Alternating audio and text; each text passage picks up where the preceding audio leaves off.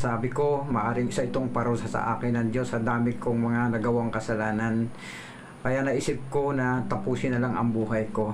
Nabulag si Fabian sa edad na 18 dahil sa maghapong pagtatrabaho sa ilalim ng init ng araw bilang isang hardinero na mula humapdi at tuluyan ng lumabo ang kanyang mga mata. Lumapit sa isang albularyo si Fabian, subalit nabigo lamang ito na maibalik ang linaw ng kanyang paningin hanggang sa siya ay lumapit sa espesyalista. Subalit dahil sa kakapusan ng pera, hindi na ituloy ang kanyang operasyon. Tinapat ako ng doktor at sinabi niya sa akin na wala na raw silang magagawa para maibalik yung aking paningin. Nang marinig ko yun, sobrang lungkot ang naramdaman ko. Sabi ko, paano na ako? Wala nang halaga ang aking buhay. Ang masakit na balitang ito ay nagdulot sa kanya ng labis na pigati. Upang maibsan ang nadaramang lungkot, ibinaling na lamang niya ito sa bisyo.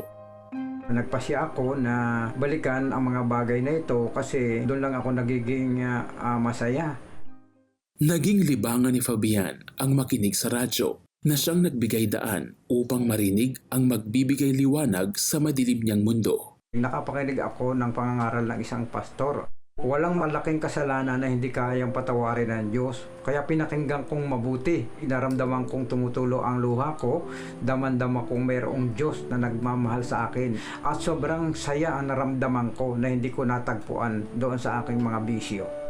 Naging masidhi pa ang pagnanais niya na makilala ang Panginoong Hesus. Sa imbitasyon ng kanyang tiyahin, siya ay regular na nagsimba at dumalo sa mga Bible study. Hindi nagtagal ay ibinahagi na rin niya ang mabuting balita sa kanyang mga kamag-anak.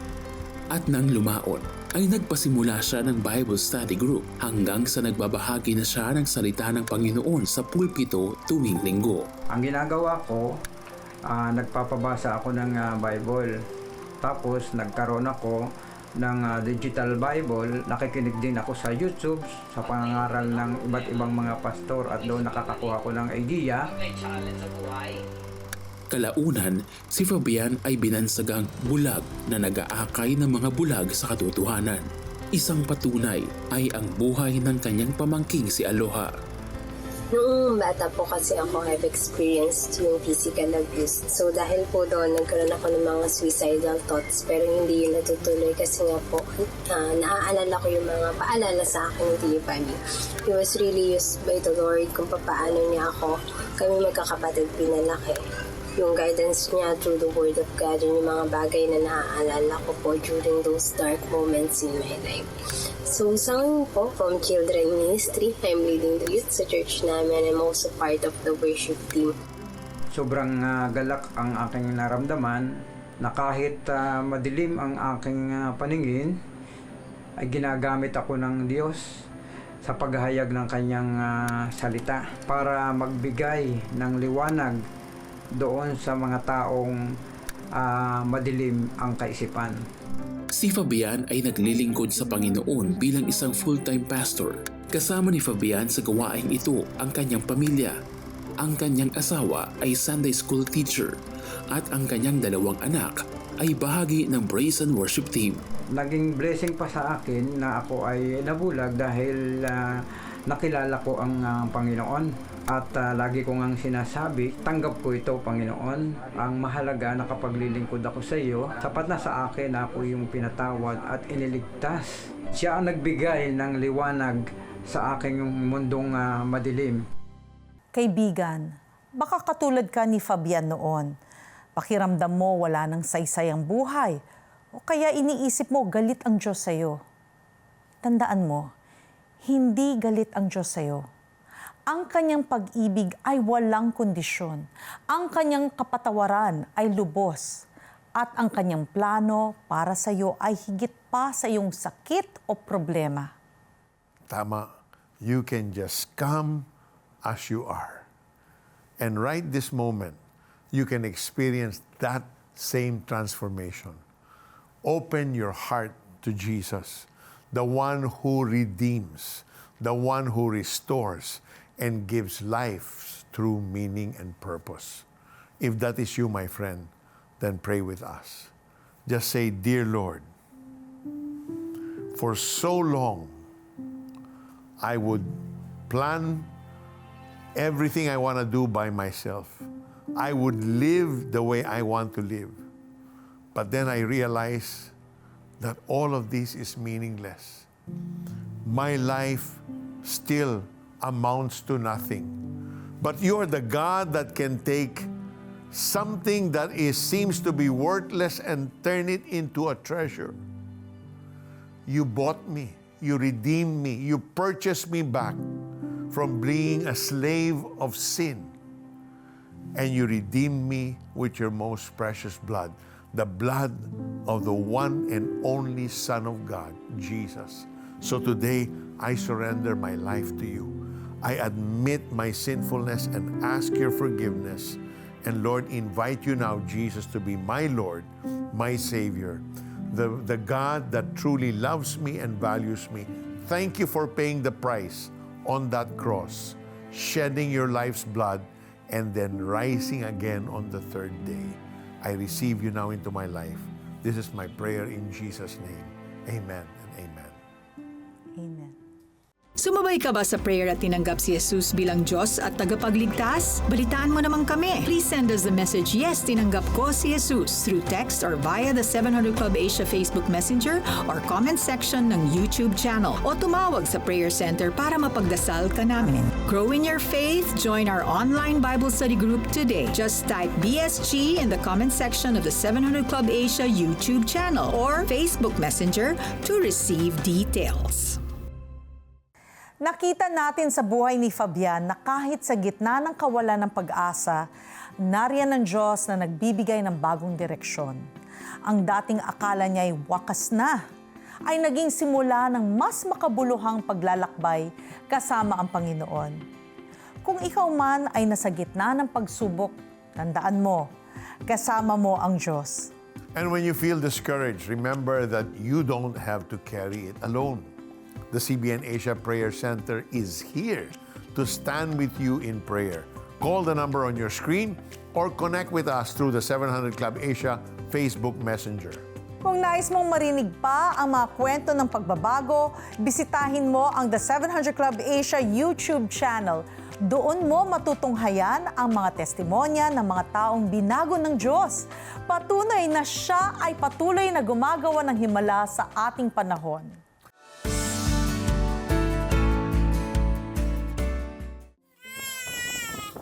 Mahirap kasi di siya kapakali, di siya katulog. Yung tumutubo sa tiyan na, mapaa niya sa kamay, dito sa kili, sa likod. Yan Dumami siya. Opo. Sa mobile medical clinic ng Operation Blessing, kasama ng team ang mga espesyalistang volunteer doctors, kagaya ng pediatrician na si Doc Beck. Ito ay scabies. Meron sila mga alagang hayop. So I advise the mother na ialis niya muna si baby sa ganun. Nakakuha rin sila ng libreng mga gamot. Nagpapasalamat po ako sa medical clinic. Nakapalaking bagay na po yung araw din sa anak ko. Maraming salamat sa ating CBN Asia partners and supporters. Kayo ang katuwang ng Operation Blessing sa paghahatid ng libreng medical services at malasakit sa ating mga kababayan. Continue to be a channel of blessing. To give monthly on your GCash app, add CBN Asia as a favorite biller.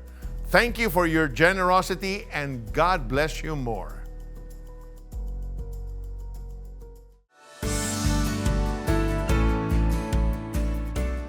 Lumaki si Benjamin sa kalupitan ng ama. Madalas siya nitong pagbuntungan ng galit sa tuwing nalalasing. Bunga nito, siya ay naging bayolente. Sa edad na 14, sumali siya sa isang fraternity kasama ang mga kapatid, dahilan upang masangkot sa mga rambol. So nakita namin siya sa isang sayawan. So sabi ko, ito yun. Antayin natin na bumaba sila. Sakto, bumili sila ng sigarilyo. 3 sila, 2 kami. Sabi ko, sige, ano naman yan eh. Hindi na mapalagyan mga yan. Tutukan mo ng baril. Pero yung baril, yung lighter eh. Sabi ko, pag tutok mo, ako yung gugulpi. So pagkatutok niya, ginulpi ko. Ay naumagahan.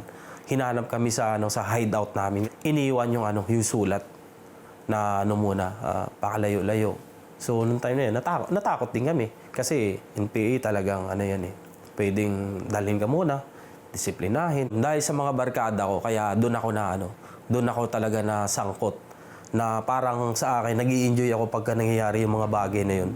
Ang pagbabantang yon ang nag-udyok kay Benjamin na lisanin ang Masbate at magtungo sa Maynila. Nanirahan siya sa kanyang pinsan. Subalit sa halip na tumuwid ang buhay, lalo lamang siyang lumala.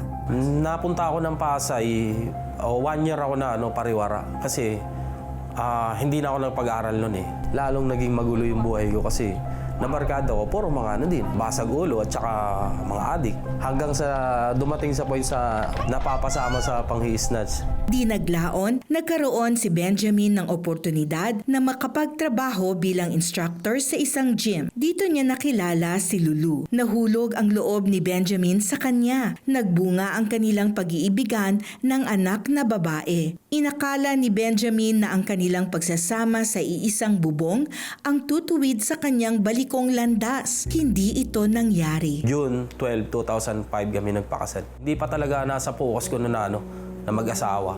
Wala pa sa focus ko na magkaroon ng pamilya. Siguro mga 21 years old ako noon eh, nung sama. Puro talaga kamunduhan pa ako noon eh. Ang focus ko pa rin is makamundo eh. Tapos kung sinong babae, kahit nagsasama kami, meron akong babae. Ang kanyang pagbubuhay binata ang nagtulak sa kanya upang tuluyang iwan ang kanyang pamilya at sumama sa iba. Pinapili ko siya. Pinili niya yun. Masakit pala sa akin talaga. Lalong-lalo na ako naawa para sa anak ko. Pero wala akong magagawa. I just pray for it. So nakita ko nag-iiyakan yung mga anak ko, pati siya. So tinigasan ko talaga yung puso ko. Hindi, dito ako. Dito talaga ako. Wasak talaga buhay namin nun. Basta ang lagi kong sinasabi sa kanya nun, andyan naman yung ATM ko, andyan naman sa sahod eh. Huwag mo na akong guguluhin. Huwag ka nang tatawag sa akin. Kasi hindi na kita mahalin. Ayoko na sa'yo. Ayoko na makipagbalikan. Lahat ng masasakit na salita, sinasabi ko sa kanya. Subalit, mas naging magulo ang naging buhay niya sa kanyang kabit. Dagdag pa dito ang paulit-ulit na miscarriage. Dumating sa point na medyo na-obsess talaga.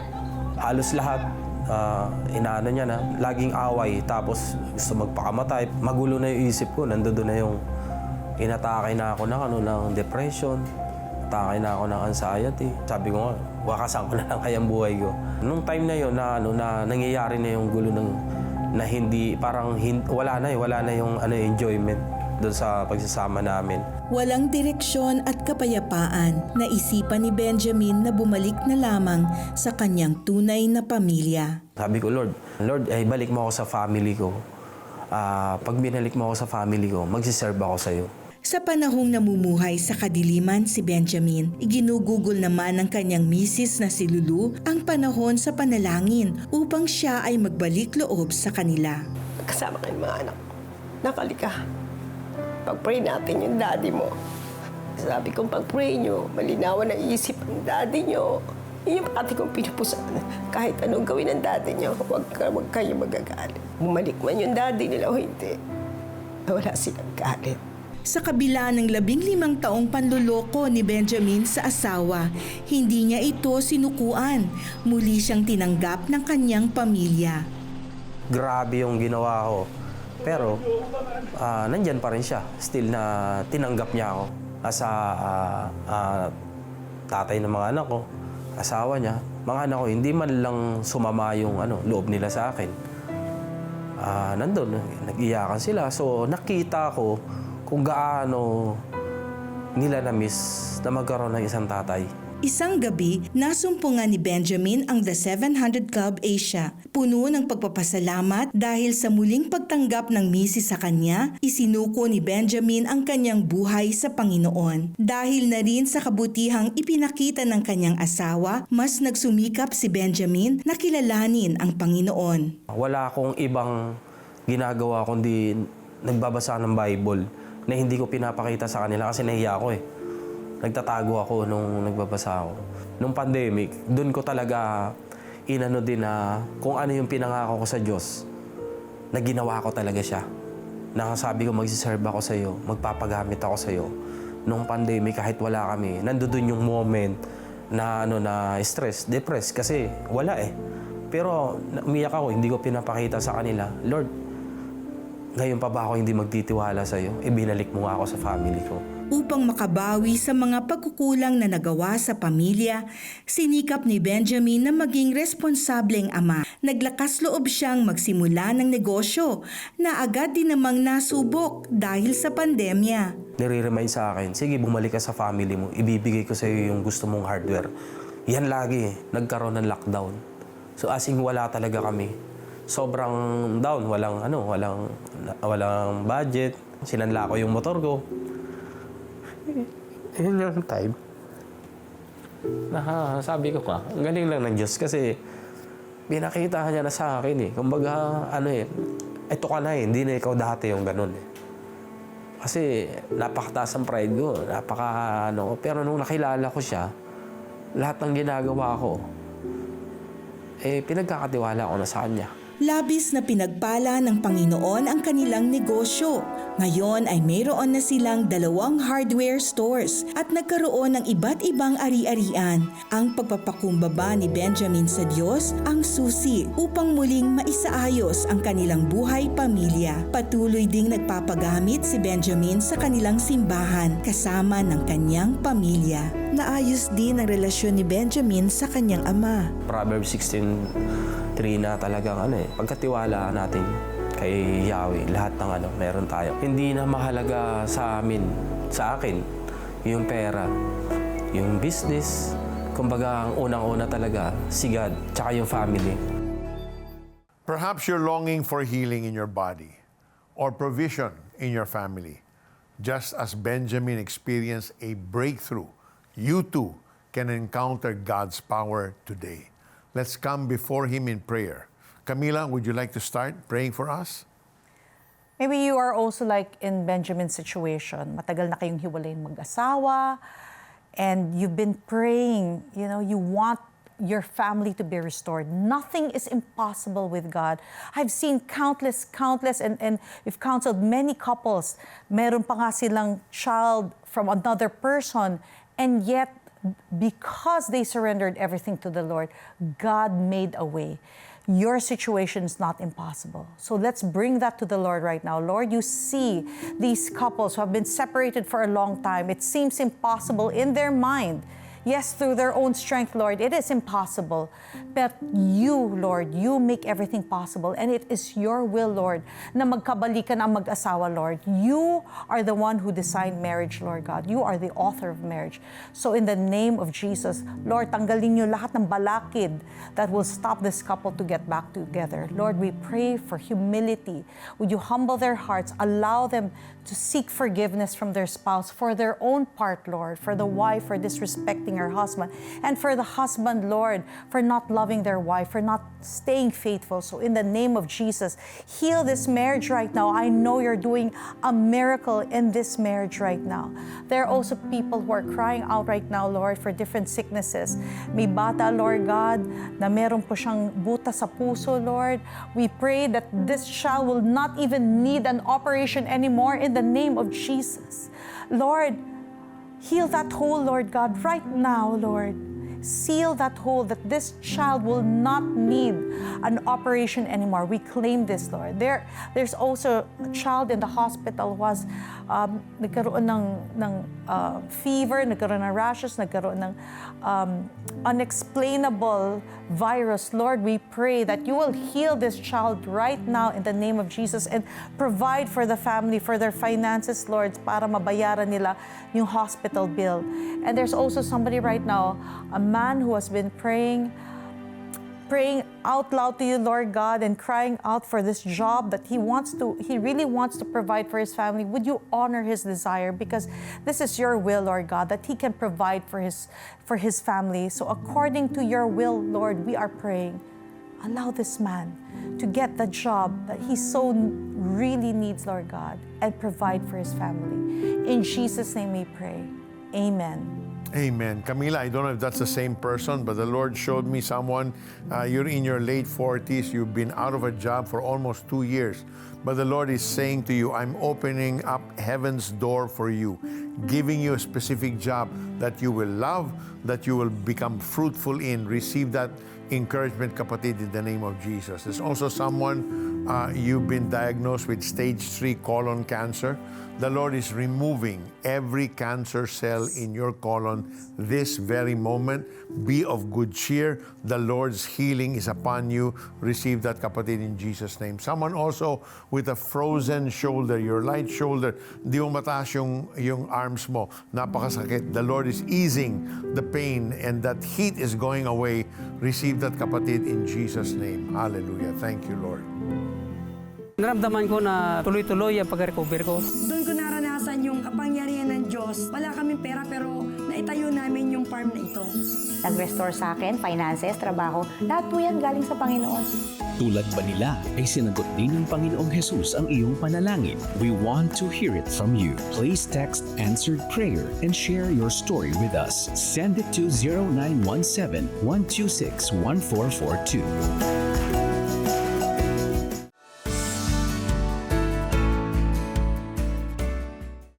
Whatever it is you're facing, uncertainty, pressure, fear, you can declare, kay Lord sure ka. When you are anchored in God, even in chaos, there is calm inside of you.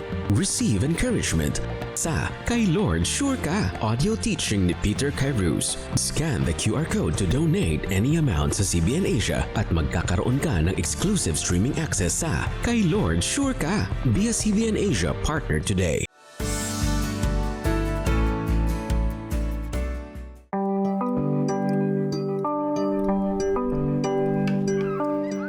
Dahil laki sa hirap, alam ni Teacher Ai ang kahalagahan ng edukasyon. Alam din niya na susi ito sa pangarap na magandang buhay. Pero dahil sa pandemya, maraming mga bata ang nahirapan na matuto. Gumawa muna ako ng assessment na ituturo sa mga bata.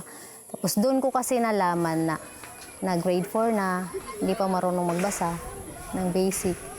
Paano yung mga bata sa community kung hahayaan lang na ganon? Isa ang 8 taong gulang na si Mateo sa mga nahirapan sa pag-aaral ng module nitong panahon ng pandemya. Dire ko maraw na patutlukan, ma'am.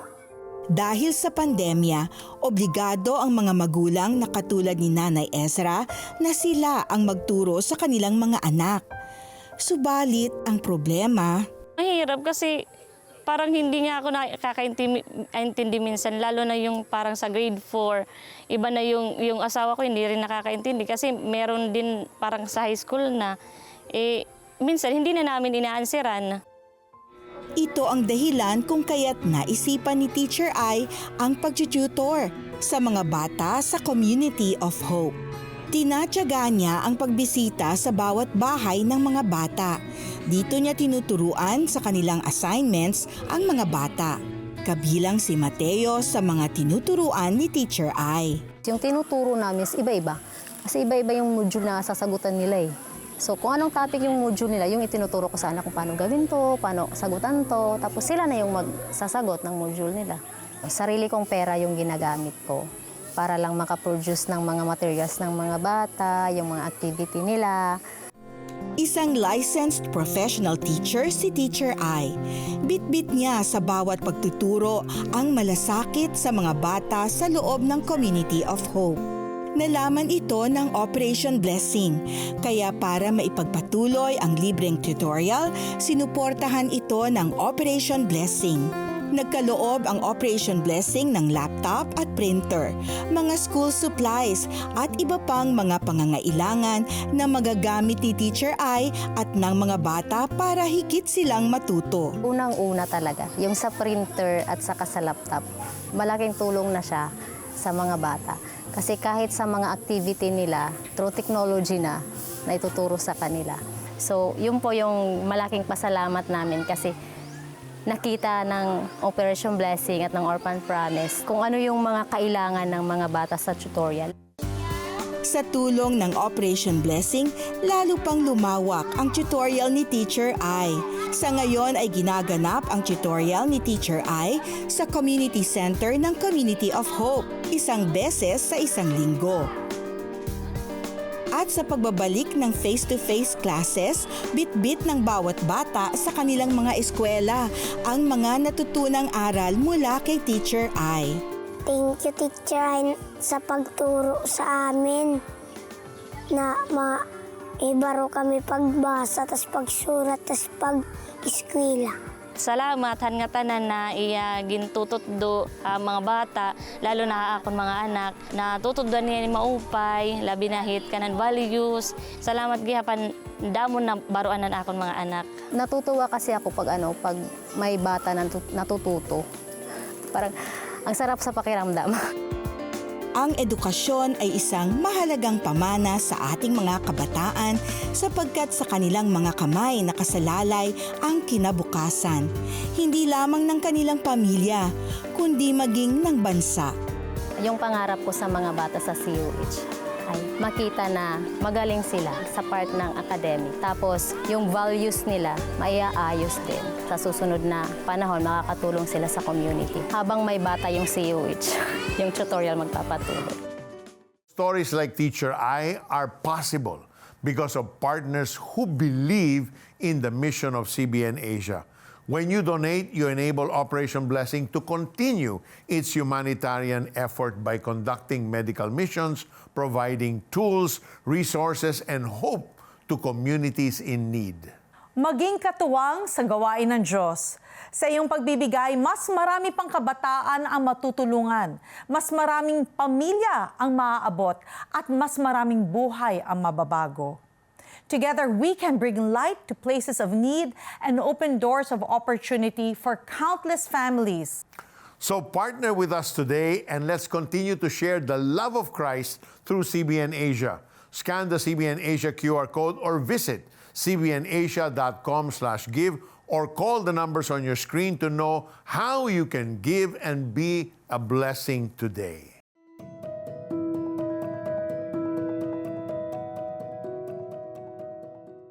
In our Push Pilipinas segment, we lift a prayer request to God from our 700 Club Asia Facebook page and rejoice in His powerful answers. Sabi ni Bre, Lord, Ikaw ang nakakaalam sa lahat ng problema ko na marami. Wala pa po akong trabaho. Tulungan ninyo po ako. So, Lord, we pray for Bre. We pray, Lord, that you will open the doors for him. Makakakuha siya ng trabaho, that he will be able to provide for himself and his loved ones, and that it will be the best job where he can shine for you. In Jesus' name, amen. Amen. Amen. And as we close, let's hold on to this promise from God's Word. The Lord will fight for you. You need only to be still. Exodus 14:14. Kaibigan, saan ka man naroroon ngayon, tandaan mo na ang Diyos ang lumalaban para sa iyo. Magtiwala ka sa Kanya at makikita mo ang Kanyang kabutihan sa iyong buhay. So from all of us here at the 700 Club Asia, thank you for joining us. May the peace and presence of Christ be with you and your family. Good night and God bless you. God bless you. Kapag ang dating siguradong buhay napalitan ng takot, problema at kawalan. At posible pa bang mabuo muli ang buhay na parang tuluyan ng nasira? When all seems to fail. Biyernes, 12:00 ng gabi sa GMA.